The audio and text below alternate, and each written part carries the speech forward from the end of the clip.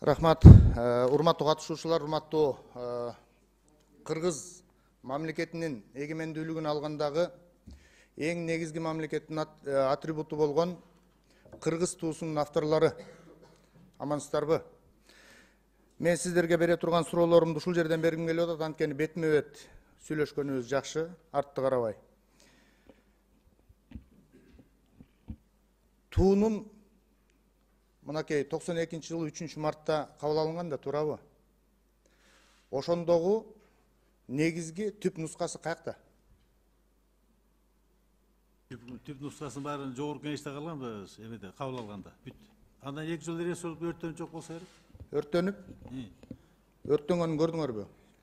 Жок, анда бир же турсалар билбейбиз, ошого бергенбиз да ошону. Неге билбейсиңер? Силер автор болсоңор.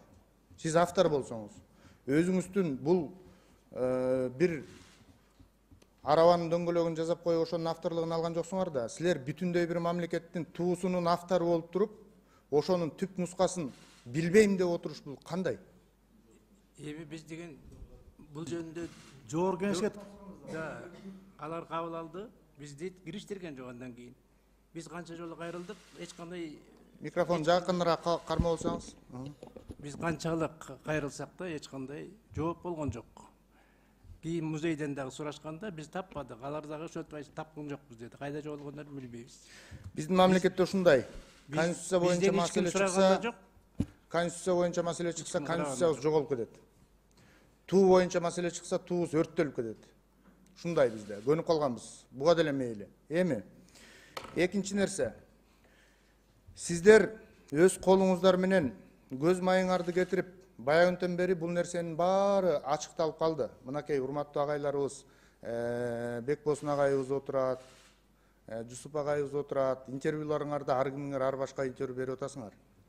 Мынакей Бекбосун агайыбыз айтып атат, туу жанагындай болушуна мен каршымын деп каршы пикирин билдирип атат да.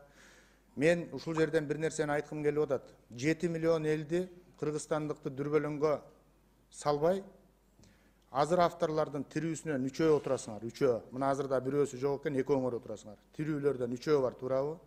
Ушул 3 эле чече турган маселе эле. 3 каршыбыз айланайын. Биздин туубуз ушул бойдон эле калсын. Өзгөртүүсүз эле турсун. Түндүгүбүз деле ошол.